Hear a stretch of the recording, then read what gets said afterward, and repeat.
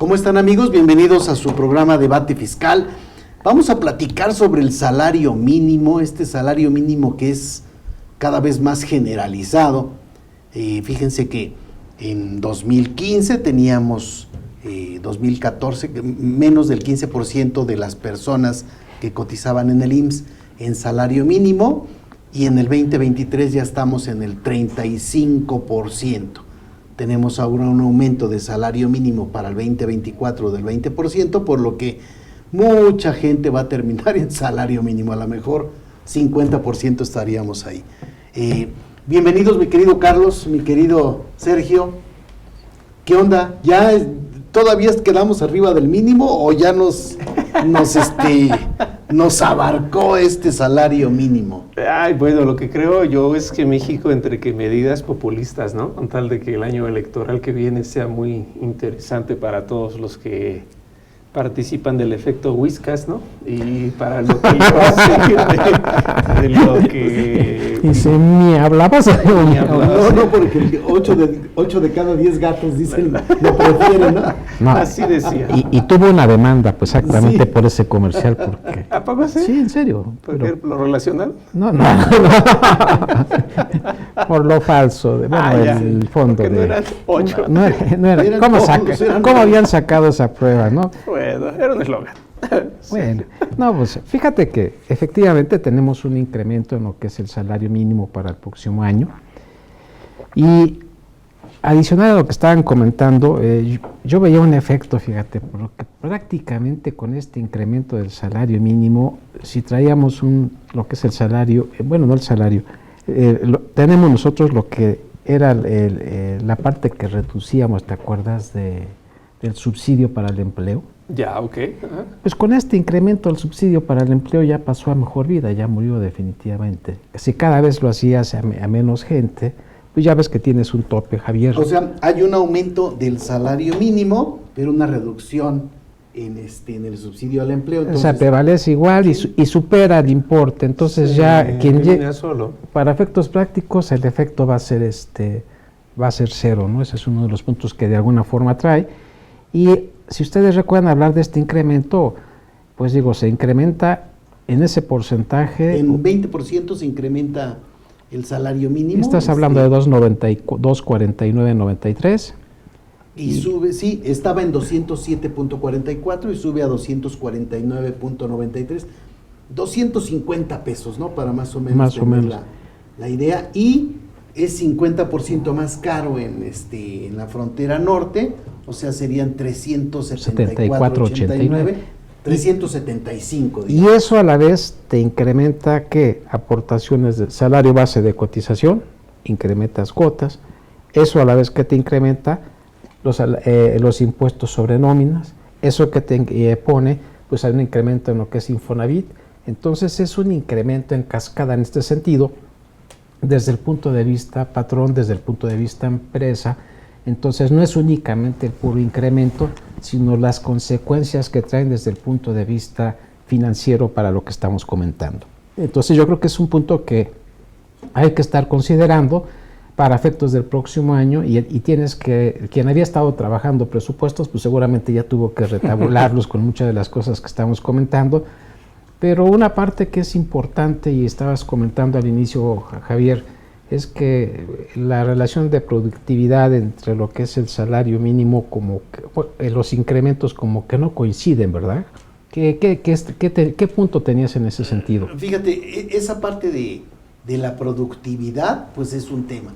Y yo recuerdo en algún cliente que estaba en una zona industrial, decía, oye, es que yo estaba pagando salarios mínimos, pero llegó otra fábrica y pagaba un poco más del mínimo y se fueron mis empleados para allá. Llegó otra y siguió aumentando. Entonces, entre más demanda de trabajadores existía, los salarios fueron subiendo, y así es como, digamos, el mercado hace que un salario mínimo ya no se utilice, sino que termine por ser de referencia, porque la gente tiene que pagar más para tener esa mano de obra. Aquí ya regresamos a un tema donde dices, oye, tenemos una bronca como país, la productividad ha sido algo que viene en caída libre. O sea, México tiene una productividad de la fregada. Fíjate, en el año 2013 es un índice que tienes. Un índice que dice trayectoria de México en el índice de competitividad IMD. En el año 2013 estábamos en el país 32 en productividad y en el año 2023 hemos caído hasta el 56. No hemos caído, nos hemos esforzado. O sea, ya incrementamos. Consecuencia fortuita. Caído sería que fuéramos 30 en lugar de 30. No, ahí, pero un poco en broma, ¿no el chiste era que estuviéramos con un mayor puntaje o es al revés? Terrible, sí. Pero fíjate que combinada esa nota con lo que hoy sale en el periódico también de que el ingreso tributario de todos los países de la OCDE, México es el último, bajó un 17.13% desde el 2022.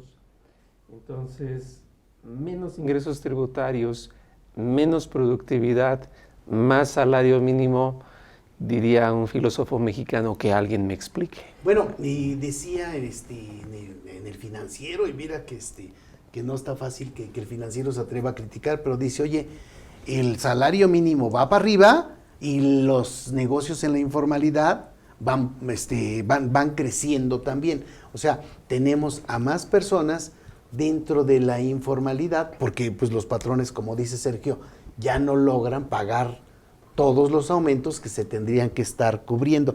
Nada más, en cuanto a la productividad, tenemos a Dinamarca como el más competitivo, es el número 1, el número 2 es Irlanda, el número 3 es Suiza, el número 4 es Singapur, y dentro de los más malones está Perú.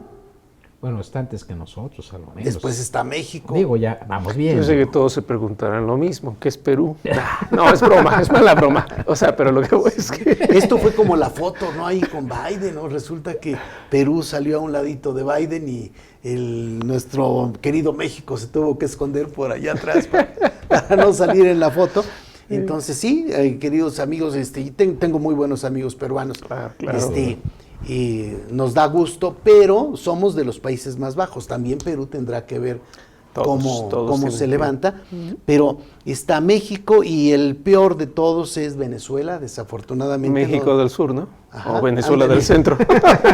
El Venezuela antes de que se pase para este lado, que por ahí va avanzando. Y hicieron muchos análisis. Son análisis que salieron el 21 de junio del 2023 en el Financiero, y Víctor Piz mencionaba en el Financiero, la 4T no se lleva con la competitividad. Oye, pero está de la fregada porque somos cada vez menos competitivos y tenemos cada vez un salario mínimo más alto. Pero 80% confiabilidad, ¿no? O sea, y 20% técnica, entonces, o sea, no queda. Sí, ahora, si lo relacionamos también con la caída en la educación, o sea, los avances que teníamos también en educación, habíamos avanzado poquito, estábamos medio güeyes, o sea, en nivel de inglés en México somos el peor, ¿no? Prácticamente el peor en América Latina, en América, ¿no? Y también salió la nota de que se dio mala calificación a México en ese sentido de la educación. Estás hablando de matemáticas y lectura. Sí, es del día de hoy, ayer. Sí, de la prueba PISA. Sí, y entonces sacó un comunicado la 4T diciendo, pues fue por la pandemia. Dice, ay, no seas payaso. Yo tengo los otros demás países datos, no tuvieron pandemia o qué. Pero fíjate que de todos modos, que si lo escuchas, dices, bueno, tiene cierta lógica. Claro, si tú lo si ves eres Chairo tiene toda la lógica. No, pero si eres Sam Lover, la neta es que seguro que es muy correcto. Ya puedo hablar. Mira, lo que yo voy a decir no está relacionado con esa parte, pero lo que quiero decir... Yo respeta, no tengo problema. ¿Te das cuenta? No, sí. Que independientemente del carisma que le estás dando, que es cierto según como lo quieras ver, antes de la pandemia, la calificación que teníamos era mala, ¿eh? O sea, de entrada, si partes tú antes de la pandemia, la calificación no era buena. O sea, no puedes justificar esa parte. me parece una forma muy, una pasada, una capotera, pero tratando de decir no tenemos la responsabilidad nosotros, no, ¿cómo que no efectivamente? O sea, eso no cambia la circunstancia y la pandemia no justifica exactamente lo que estamos comentando, pero eso quedaría a nivel matemáticas y aritmética. No, ¿no? es que es lo básico, realmente no entiendo sin las matemáticas simplemente cómo se podría llevar cualquier actividad, ¿no? Cualquiera. Entonces vamos mal en la educación, vamos mal en la productividad, vamos mal en la recaudación fiscal. Y perdón, ahí te hago un paréntesis. Curiosamente, si tú recuerdas, creo que salió ayer un comunicado del SAT diciendo que hay un incremento en lo que es la recaudación. Pero bueno. Mira, fíjate que... ¿Qué podía decir? No está como los albures, pues ya tenía que decir algo pero al final. digo sí, pero a lo menos con sus cifras, con lo que tienen, lo que hay en registros, sí hay un incremento. Entonces, como que fíjate resulta... que déjame preocuparnos todos. Hemos tenido en este gobierno, 105,000 mentiras en las mañaneras, ¿no? O sea, pero aparte de eso, hay muchos datos que no coinciden con la realidad. El IMCO saca datos ahí sobre la parte de recaudación, la parte de cómo han venido los ingresos, y resulta que cuando les aplicas la inflación, pues los crecimientos no se ven. O sea, está de la patada.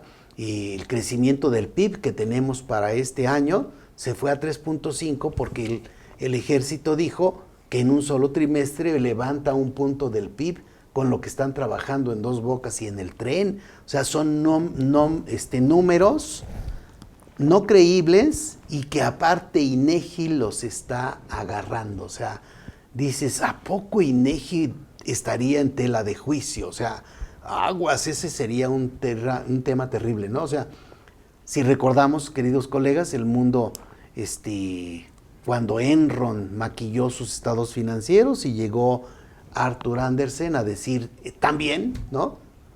Bueno, esos cuates engañaron a los inversionistas y los socios de Arthur Andersen terminaron con cadena perpetua, o sea, cárcel, cadena perpetua, porque el dictamen de contador público es un documento que hace que funcione el capitalismo. Sin esa credibilidad ya no la tendríamos. Ahora, si dentro de la 4T tenemos estados financieros o información financiera alterada, estaríamos en un supuesto similar. ¿Qué diría el Fondo Monetario Internacional diciendo, oye, pues me estás pidiendo prestado con un estado financiero hecho para el banco, ¿no? O sea, digamos, estás... Porque todos los números que se hacen para el 2024 se hacen con ese 3.5% de crecimiento en el PIB en el 2023. O sea, suena retegacho, ¿no? O sea, suena bastante mal. Bueno, digo nada más para concluir ahí tal vez la idea, decirte, como lo percibo yo, no sé qué opinan ustedes, 2024 es un año difícil, definitivamente desde el punto de vista económico. Fíjate que ahí, perdóname, al contrario, de ahorita al mes de junio se va a sobrecalentar la economía, conforme dicen los analistas, porque va a haber mucha lana. O sea, hay tanto dinero que las cosas van creciendo muy rápido. Se espera un crecimiento casi del 5% del PIB entre enero y junio del 2024.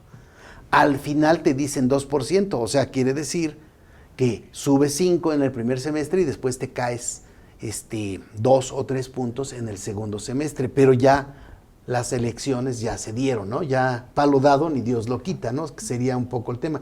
Entonces, queridos amigos, nos va a ir muy bien, vamos a estar requete bien, para diciembre, para enero, para febrero, lo que se espera para las pensiones, adultos mayores, que son casi el 70% de las pensiones, van a tener un incremento aparentemente del 40%, o sea, vamos a estar felices, o sea, eso sería algo que ahí está, como que, por más que lo digamos, parece que los periódicos ponen siempre temas ahí a nivel 8 columnas, que pareciera que las cosas están muy bien. Si analizas ya los contenidos, dices, oye, a ver, espérate, como que hay una consigna de que las cosas se vean bien, ¿no? Entrecomillado. Perdóname, sí. No, ya se me olvidó qué te iba yo a decir. No, porque, Este, porque tu planteamiento decía no, que era un el año 24 difícil. es difícil y realmente lo que estás comentando es conocido, digo, la parte final del sexenio, por la misma circunstancia económica que tenemos, inclusive la inflación y los puntos que tienen en Estados Unidos, se pregunta qué ha estado pasando, que tienen cifras buenas en este sentido, pero nuestro problema es para el 2025 en lo que tenemos definitivamente. Entonces, creo que es un punto importante tenerlo presente, porque el 2025 está a la vuelta de la esquina y tenemos 2024, que ese es lo que vamos a estar trabajando, independientemente de que pudieran, quien nos esté viendo, nos hace favor de acompañarnos. Yo creo que no es que estemos en contra de que haya un incremento de sueldos, yo creo que eso es viable, es aplaudible en ese sentido como tal a lo que es la actividad, pero hablando de la circunstancia en términos generales como se está dando, creo que sí habría que estarlo considerando. Ahora, ok, viene el incremento, ya lo tenemos, a final de cuentas, ¿quién lo va a pagar? Pues la misma iniciativa privada, los mismos patrones tienen que estar pagando toda esta parte.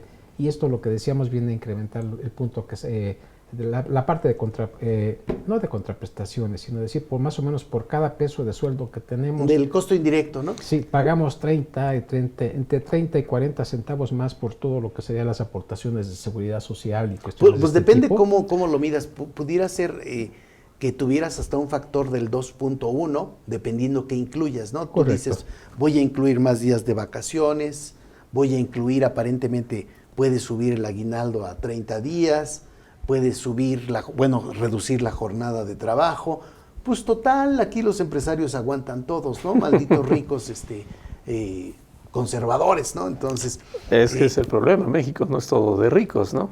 A diferencia del esquema económico en otros países, el europeo, el inglés, el americano, la economía juega diferente, ¿no? La repartición de la riqueza juega diferente. Como bien dice Sergio, el problema no es que suba el salario, sino que no hay una visión integral del plan de país. Es como alguien trabajara para la corte y ahora quiere hacer alianzas, pues qué bueno que le vaya bien, pero que le vaya bien a todos, no solo a uno, ¿no? Entonces creo que ese es el problema, que quisiera pensar que todos lo ven de esa forma, ¿no? O sea, el reproche que se da, sano forma de comentarlo, es que no hay un crecimiento integral. No se sabe que haya una inversión privada, ni nacional ni extranjera fuerte, que va a venir alguien a poner aquí una planta, que va a venir, o sea, no se habla de tanta boga en ese plan de negocios respecto de lo que va a ser el salario mínimo. Entonces, como que va cojeando la economía y a la larga alguien se va a desgastar, alguien va a perder. Lo cierto es que crece la informalidad, lo cierto es que crece la falta de capacidad, ¿no?, de poder económico, el adquisitivo, y ahí es donde se está perdiendo otra vez todo. En el caso de cuánto invierten los empresarios, imagínate que tú tienes ahorita 1 millón de pesos y te dice CETES, oye, yo te doy el 11.5%, la inflación va a ser del 4%. Dices, ay, qué interesante. No, mejor voy a poner un negocio, ¿sí? ¿Lo harías así? Pues total, nomás subo 20% el salario mínimo. Dices, oye, no manches. Ese interés tan alto hace que la gente decida meter su dinero a CETES en lugar de meterlo a una aventura, ¿no?, empresarial. Claro. Y eso, pues también es algo que está pegando de manera bastante fuerte. ¿Cómo está creciendo la economía informal? De repente te revuelven los números, o sea, te dicen, oye, bajó el desempleo. ¿Por qué? Porque un chorro de gente entró a la economía informal. Dices, oye, no inventes, es que ser desempleado en México es bien difícil, ¿no? Oye, ¿pensaste en que ibas a conseguir trabajo? Sí, ya no eres desempleado, ¿no? Ya, o sea, hay muchas medidas ahí que hacen que sea muy engañoso ese dato. Pero bueno, la gente de alguna forma tiene dinero, está recibiendo apoyos, a lo mejor en alguna familia donde no trabaja mucha gente en la familia, pero tienen un abuelito que recibe una pensión, pues con eso se la van llevando, o sea, y no tienen mayor tema, ¿no? O sea, hay gente que dice, es que yo ya no necesito trabajar porque recibimos esto y recibimos esto, y con eso ya no necesito trabajar. Esas son leyendas urbanas terribles, ¿no? Oye, ¿por qué renunciaste? ¿Por qué ya no vas a trabajar? Ya no necesito trabajar. No manches. O sea, me comentaban, por ejemplo, en el caso de las becas para los estudiantes, si tú tienes un promedio de 6, es más fácil que te den la beca a que si tienes un promedio de 9 o 10. Malditos aviondos, ¿esos por qué les vamos a dar? O sea, no es broma, o sea, Sí, hay alguna cambian. forma en la que se está beneficiando más o digamos, se da un poco más de apoyo a las gentes que están decididos a ser pobres, ¿no? O sea, yo soy una fábrica de pobres y tú ya decidiste ser pobres, yo te apoyo para que tengas que comer, ¿no? Un poco Bueno, la idea. de hecho, así lo dice el artículo 4º constitucional con la reforma del 8 de mayo de 2020, que se crean los apoyos económicos, las becas educacionales y las pensiones no contributivas. El apoyo económico sabemos que es hasta los 64 años y a partir de los 65 empieza la pensión no contributiva, o sea, te la llevas se acaba tu primera temporada y empiezas la segunda temporada viviendo a través del presupuesto. Y la temática es, ya tenemos ese rubro que ahora se carga. Tenemos que no hay empresa, pero hay más salario. Entonces, obvio, ¿a dónde está apretando todo esto? O sea, ¿qué va a suceder? Y pues las condiciones, no, pues que mejoren, ¿no? Más medicina, más, o sea, por ahí nos está dando la desviación de un fondo, ¿no? Así hay mucho un Tren Maya, está bien, ¿no? Pero, ¿y de lo demás qué hay, no? Vuelvo a insistir, que hay la educación, que hay la recaudación. Entonces, si México no vive de ingresos tributarios, ¿de qué vive? Pues del endeudamiento, la deuda pública. A ver, ¿cómo? Pues si la deuda pública el día de mañana todos la pagamos. A ver, entonces, ¿cómo está funcionando? Y ese es el punto en donde se está perdiendo. Fíjate que estaba revisando ahí de estos videitos donde empiezan a poner unas gráficas que van avanzando con el tiempo y hacen un comparativo entre la economía de España, la de Argentina, la de México, y Estados Unidos. Y entonces tú dices, oye, a ver, Argentina estaba arriba durante muchos años muy bien. Empezaron a ser populistas y empezaron a gastar más de lo que tenían de ingresos. ¿Qué es lo que está ocurriendo en este momento? Para el 2024 vamos a tener un déficit de 4.9% del PIB. De IVA recaudamos el 3% del PIB, o sea, es muchísimo. Y caemos en el mismo supuesto de nuestros amigos de Argentina. Entonces, ellos empezaron a gastar más de lo que tienen de ingresos. México cayó en una crisis terrible cuando el FOBAPROA y hicieron el FOBAPROA. Todo el mundo dice aquí rateros, bla, bla, bla. Pero gracias al FOBAPROA, Argentina siguió cayendo y México empezó a levantarse. Entonces, oye, no inventes, pero el FOBAPROA fue un robo. Bueno, eso nos dijo la izquierda, ese es el diálogo que siempre hemos tenido. Pero tenemos a Ángel Gurría, tenemos a Zedillo, que son las personas que ahora asesoran a empresas, a países que caen en esos problemas porque lograron tener una solución real. Si mandamos a Ángel Gurría y a Zedillo a Argentina para que le diga a este nuevo presidente, perdóname, le iba a decir por su apodo, pero creo que es más conocido así. Sí, este nuevo presidente, seguro que le van a decir cómo puede salir, aunque no sea populista el hecho de decir tenemos un FOBAPROA, ¿no? Y entonces, ¿qué pasó? Pues Argentina sigue cayendo, no están dispuestos a que sus gastos públicos se reduzcan y entonces pues no hay forma de que salgan, como Grecia le pasó también en Europa. Pero vámonos a corte. Vamos a regresar a platicar un poquito sobre el salario mínimo o el salario, sus costos en términos generales y los salarios en la informalidad. O sea, ¿con quién estoy compitiendo? Tengo informalidad y el trabajador tiene el chance de venir a trabajar aquí conmigo, pero hay alguien que le ofrece una lanita por ir a atender un puesto en las calles, ¿no? Etcétera. Pero vámonos a corte. La Suprema Corte de Justicia publicó el 14 de junio como constitucional que el SAT conozca a quienes controlan o se benefician de las personas morales. Es de suma importancia contar con un manual de cumplimiento del beneficiario controlador como parte de la contabilidad, esto por disposición del SAT. Si aún no lo tienes, no te preocupes, contamos con 2 soluciones para ti. Pide tu cotización aquí, en IMEFI. Nosotros realizamos el manual de beneficiario controlador de tu empresa o empresas. O si lo prefieres, apréndaselo tú mismo con nuestro curso Manual del Beneficiario Controlador. No esperes más y ponte en contacto con nosotros a través de nuestro WhatsApp 5581 54 74 37 o mándanos un correo a cursos@imefi.com.mx.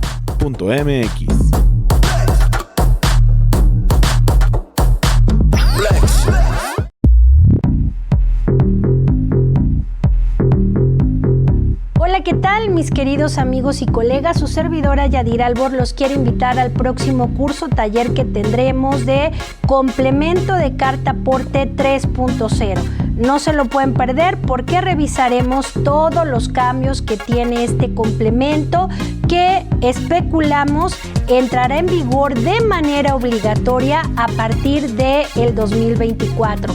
Vienen datos de COFEPRIS, viene un nuevo identificador y separa la representación impresa del CFDI del de la carta aporte. ¿Quieren saber más? No se lo pierdan, nos esperamos en su casa IMEFI.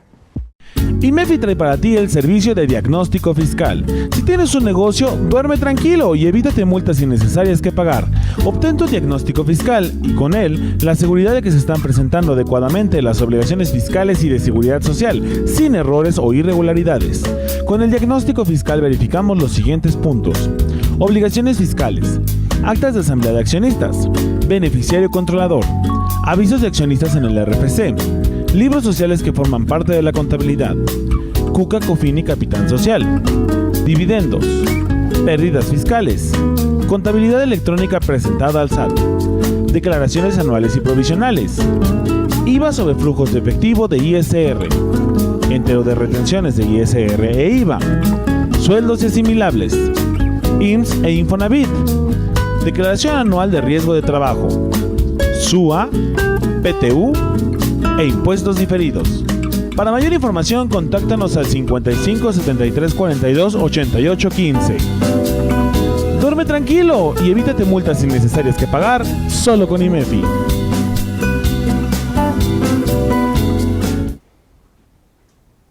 Bien, amigos, estamos de vuelta. Vamos a contratar un trabajador. Tenemos, o pensemos, yo soy el trabajador y me están ofreciendo un trabajo con un sueldo en donde me van a dar el IMSS, tengo el Infonavit, puedo pedir créditos del Fonacot, se paga un impuesto sobre nóminas,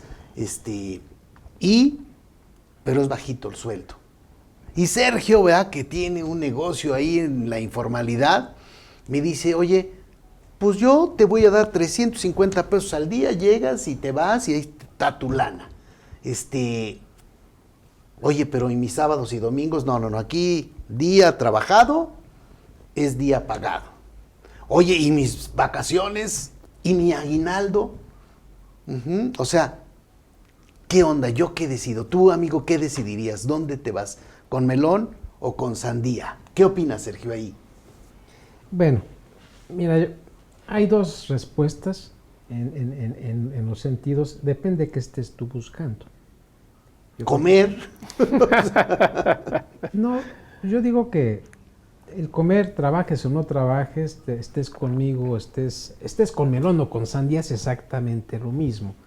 Yo creo que aquí lo que estaría pensando, lo que se genera... No te entendí. O sea, tú dices, si te llevas a tu casa 200 pesos o te llevas 350 del otro lado, ¿vas a poder comer en ambos casos? Porque pago pasajes, mis cigarritos, ¿no? Y la caguama también cuenta. O sea, sí hace una gran diferencia. Estás hablando pues casi tú estás diciendo que para qué como si puedo tomar, si ese es el punto que estás comentando. Casi del doble, o sea, la percepción es casi del doble. Yo creo que es muy simple. ¿Qué es lo que quieres tú? ¿Quieres tener mayor cantidad de efectivo en tu bolsillo? Eso es lo que vas a decir, pues te vas a ir por esa parte, ¿no? Tienes otra parte con diferentes prestaciones, diferentes circunstancias de trabajo, ahí tú lo tienes que decidir, pero en términos generales, a lo menos en la parte que me ha tocado ver, lo que hace la gente por necesidad es irse donde tiene más y le van a pagar una cantidad mayor. No sé si estés de acuerdo. Sí, de forma inmediata, porque pocas veces las personas se detienen a que, es que a futuro voy a tener estos beneficios, pero como yo me voy a pensionar a los 80 y quién sabe si llega a los 60, pues mejor de una vez la vivo hoy, ¿no? Entonces esa cultura o esa forma de, sumado a las necesidades, hace que en la inmediatez hay más aquí, hay más acá. Pondré un ejemplo muy burdo. Alguien que nos ayuda en un servicio, a llevar las maletas en un hotel, en el restaurante, el que está afuera con la franela en el estacionamiento, para ellos y para todos, yo creo, pero ahí es donde lo pongo como ejemplo, 5 o 10 pesos más es una pequeña diferencia. Por eso es que la pregunta es muy evidente, ¿no? ¿Dónde haya más? Ahora, yo tengo la necesidad de contratar a trabajadores y lo que voy a tener que hacer es subir el sueldo porque estoy compitiendo con alguien que está pagando mucho más que yo, pero en ningún caso voy a poder igualarlo en lo que él está pagando, ¿no? O sea, pongamos el mismo ejemplo, yo pago 200 pesos ya netos más prestaciones y el otro paga 350, ¿no? Por día, ¿no? Pensando en este dato. Ahora, ¿qué voy a hacer yo que soy un negocio formal compitiendo con esta informalidad? ¿Me quedo sin trabajadores o qué hago? Mira, yo creo que vas a tener trabajadores, definitivamente. No creo que te quedes sin trabajadores. Sí va a haber quien quiera trabajar contigo, no tal vez la misma cantidad, la misma calidad o lo que tú estés buscando.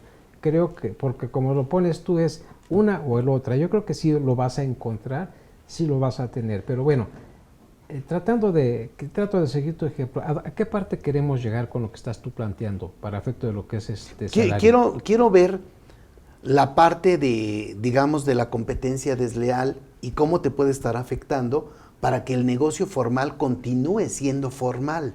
O sea, llega un momento, desafortunadamente, y ya me estoy adelantando, estoy contando el fin de la película, donde yo en mi negocio formal tengo de dos sopas.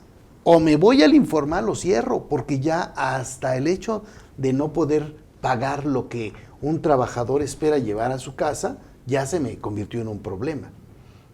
Habrá zonas donde sí haya más fuentes de trabajo, pero hay zonas donde no. Yo creo que un negocio que esté dentro de la formalidad, aparte de que estás en un riesgo, estás trabajando, estás tú hablando en el incremento de sueldos, pero habla con todas las reglas que tienes que trabajar, Secretaría del Trabajo, SAT, Seguro Social, y todos los requisitos y revisiones que tienes, y luego que te lleguen cartas de invitación de no sé cuánto tiempo. Entonces, estar en la parte como patrón, como empresa, en la parte con todo lo que es de ley, es una parte muy desgastante y muy trabajosa en ese sentido, que causa muchos problemas en la práctica, en lo que estamos haciendo mención. Entonces, un negocio que tú tengas que te dé para pagar esa parte que tú requieres de estar atendiendo, la parte formal, la parte para efecto de las autoridades, los permisos, todo lo que tú tienes que desarrollar funciona más. No todos son ese punto, te dan esa cantidad y ahí es donde tú llegas al planteamiento. Pues no te queda otra más que cambiar de actitud, de actividades, y lo que vas a tratar es de sobrevivir corriendo con ciertos riesgos y que tú los vas a saber. Así me ha tocado visualizarlo, como regla general. No sé qué opinas tú, Carlos. Pues yo creo que más bien ahí, sin duda es un golpe fuerte, ¿no? Saber que sube el salario mínimo respecto del plan de negocios que alguien pueda tener. Se hace muy evidente el tema de la administración. ¿A qué me refiero con esto? Si el negocio formal tiene sabido que tiene una producción X y que esa producción X la logra con ciertas personas, al momento de subir el salario mínimo, creo que va a repercutir en el servicio o en el producto que se venda, porque de otra forma va a tener que recortar personal. Y el personal que yo ya recorte es el que se me va a ir a la informalidad, ya sea que yo lo deje ir o que prefieran dejarme por irse para allá, pero al final del día empieza la administración a ser importante. Vuelvo a lo mismo, yo no puedo trabajar ni pagar ciertos salarios, hablando retóricamente como una empresa, con los mismos precios. Va a repercutir en algo, no importa si subió la gasolina, que está subiendo además, y no importa si hay otra, o sea, es una forma inmediata, se va a representar en costos, porque es un costo finalmente. Ahora, esto todo a qué nos lleva, A que no sabemos si el mercado se mueve igual en la economía, de que haya más demanda o haya menos demanda, cada rama de la industria lo va a ir determinando, pero de que va a ser un factor determinante en el incremento de costos, sí lo va a ser. No sé si a mucho o a poco, vuelvo a insistir, cada rama de la economía tiene un juego diferente, la comida respecto de la manufactura y lo que queramos pensar. Aunque ahí básicamente, haz de cuenta, si tú tienes un estado de resultados y pones el costo de la mano de obra, el costo del personal por separado, dependiendo de qué porcentaje represente de tu costo y gasto total, es lo que tendrías que repercutir en el precio. Oye, a ver, espérate, yo tengo un 10% de mi costo de nómina, bueno, tendré que subir mi precio de venta 2%. Si tengo 20%, tendré que subir mi costo de venta 4%. Si es una empresa que la tercera parte de su costo y gastos es por sueldos, tendría que subir 6%. Y si fuese más de una tercera parte, digamos el 40%, es tu costo de mano de obra, pues debiera subir 8% el precio que vendo para continuar igual que como estaba. Esa es una. O la otra, a comprar facturas. ¿No? Sí. ¿A cómo? ¿A cómo? Digo, vamos viendo. La Sí. comisión, todo. Sí. Pero digo, es que un problema, bien dicen que la solución de un problema que no lo resuelves se vuelve parte del problema. Y aquí estamos viviéndolo otra vez, o sea, tú dices, a ver, ok, pero yo estoy fabricando y tengo a mi personal, tengo a mi nómina, y resulta que ahora tú llegas y el mismo producto que yo estoy vendiendo, que son lentes, yo los vendo en 1,000 pesos y tú los puedes vender en 600. Y tú dices, oye, ¿por qué los puedes vender tan baratos? Ah, por el tipo de cambio. Yo soy importador y entonces con el tipo de cambio tan bajo puedo vender muy barato en México y entonces trueno a los negocios que están tratando de sobrevivir en México. que ese también es otro. El tipo de cambio hoy en día se mantiene bajo y yo creo que se va a mantener bajo lo que resta del año. O sea, ¿cuánto estamos? El siguiente año, bien dices, a junio va a tener un comportamiento, pero va a llegar un momento en el que se va a tener que soltar el cinturón al tamaño que realmente le corresponde. O sea, es imposible pensar que 17 es la medida correcta, ¿no? Sí, hablan de 21, ¿no? O sea, claro, entre 21 y 22 sería un tipo de cambio, digamos, real, ¿no? O claro, sea, está subvaluado. sostenible. Uh-huh. Y entonces ahí el superpeso también te está pegando como a alguien que tiene un empleo en México. Ahora, si tú te dedicas al turismo, el tipo de cambio también te está pegando. Oye, hay alguien que se va a ir de vacaciones. ¿A dónde vas? ¿A Cancún o a República Dominicana o a Colombia? Argentina. O a Argentina. Claro. ¿Qué crees? México es muy caro por el tipo de cambio. Me dan muy poquitos pesos por los dólares que yo llevo. Entonces, hay muchos cuates que se están viendo afectados. Oye, yo trabajo recogiendo jitomates en Estados Unidos, mando mis dólares a México y resulta que a mi familia ya no le alcanza el dinero que le mando cuando le alcanzaba. Entonces, tenemos una economía que está totalmente desbalanceada. No necesariamente está balanceada para efectos de que sea competitivo lo que estamos haciendo en México, ¿no? Entonces se va convirtiendo en tema que no es un tema de problemas solo de uno. O sea, si tú platicas con un empresario, te va a platicar algo muy similar a lo que estamos platicando ahorita. Y entonces tú dices, oye, a ver, ¿cómo le hago para cerrar? Esa sería desafortunadamente muchas de las pláticas. Ya no salgo, ¿no? O sea, oye, ya debo hasta la camisa y con los intereses que están tan altos, pues simplemente no voy a poder seguir. Y todo ese tipo de cosas, lo que dice el actual gobierno es, necesito que me aguante hasta el mes de junio. O sea, aquí se espera un gran crecimiento el primer semestre de 2024 y después una fuerte caída. Oye, ¿esto quién lo dijo? 21 de noviembre en El Financiero dice que estima Scotiabank que la economía mexicana crecería entre 4 y 5% el primer semestre del 2024. Y después se va a caer. O sea, eso es lo que está ocurriendo con los números o con la forma en la que se está manejando.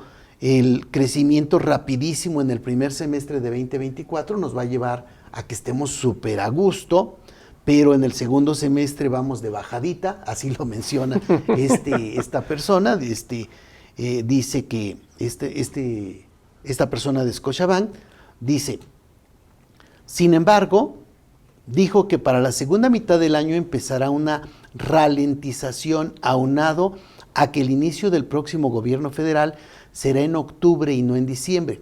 Si vamos a llegar a las metas del año, hay que ponernos las pilas durísimo en la primera mitad, porque luego vamos a ir de bajadita en la segunda mitad del año. Y remando contra la corriente, señaló. Entonces, dice, a nivel global esperamos un 2% en el 2024, eso decía Banjico, ahora lo hicieron que le subiera más, pero bueno, ahí está. El tema es que sube 5 y después te vas para abajo, pero ya pasaron las elecciones, ¿no? Ese sería un problema que tendríamos que saber que está ocurriendo ahí y que nos va a meter en muchos temas, en el que sí podríamos tener una crisis sexenal seria. Y nada más les recuerdo, amigos, en 1995, en diciembre del 94, todos los economistas hablaban bien de la maldita economía. O sea, los economistas se la pasaron explicándonos que estábamos requete bien. Ajá.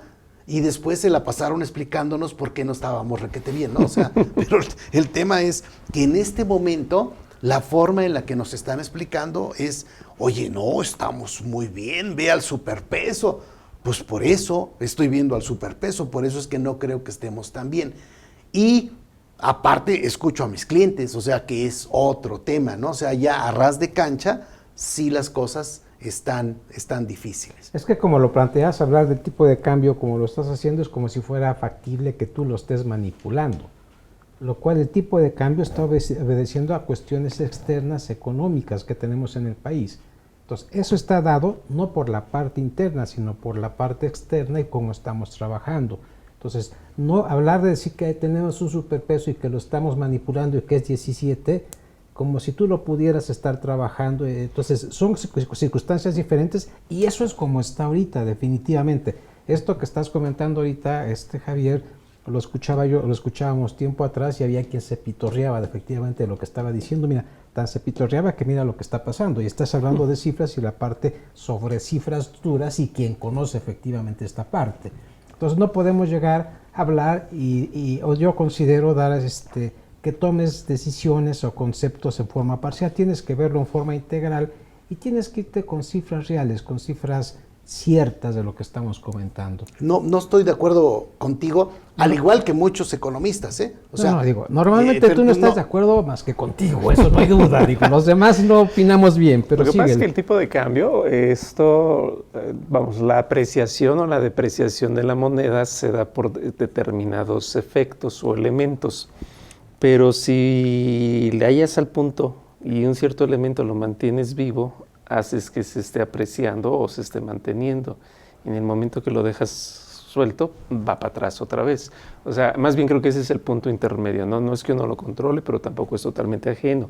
Depende de ciertos elementos que una vez abordados y tomados debidamente te dan ¿cómo lo diría yo? La imagen o la apariencia de que entonces va bien, pero pues no sabes cuánto tiempo le pegas a este punto, ¿no? Sí, digo, no puedes decir que está bien el tipo de cambio por lo que ha hecho todo el gobierno. No es cosa del gobierno, definitivamente. O sea, y no es el presente. Bueno, sí está bien por lo que ha hecho el gobierno, que fue subir la tasa de interés. O sea, la tasa de interés sube y el tipo de cambio baja. Eso lo hizo el Banco de México, o sea, no lo hizo el gobierno. O sea, México, todos los gobiernos que ha tenido. Así es, sí, pero bueno, subes la tasa de interés y el tipo de cambio baja. Y así es como se da el superpeso. Somos una moneda emergente muy atractiva. ¿Siempre? ¿Por qué? ¿Sí? No siempre, no siempre había ocurrido el mismo efecto. Pero tenemos 2 guerras. Y en esas 2 guerras, los otros países emergentes que están dando intereses atractivos, en este momento representan altos riesgos. O sea, no necesariamente la gente se va a ir a otro país a invertir. Pero ¿quién fue Perú o El Salvador que tuvo un gran beneficio ahora con los criptoactivos, ¿no? O sea, ya pareciera que a ellos tantito les fue bien. Y la tasa que está fijando el Banco de México va a estar este año y el que sigue definitivamente, va a permanecer prácticamente todo el próximo año. Claro.